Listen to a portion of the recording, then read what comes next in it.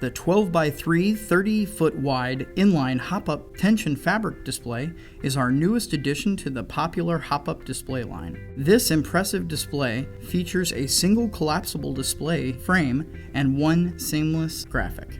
To begin, stretch the frame to size by gently pushing the corners. Your purple locking arms should already align. If it does not, adjust so they snap together easy. Spread your seamless graphic across the full length of the frame and attach to the webbing.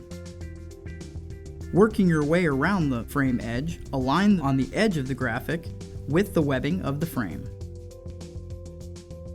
If your graphic has end caps, gently pull so the edge attaches to the gray hub.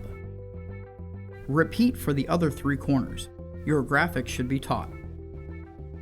To finish, attach your 5 stabilizing feet by carefully lifting your display and sliding your feet into the gray hubs.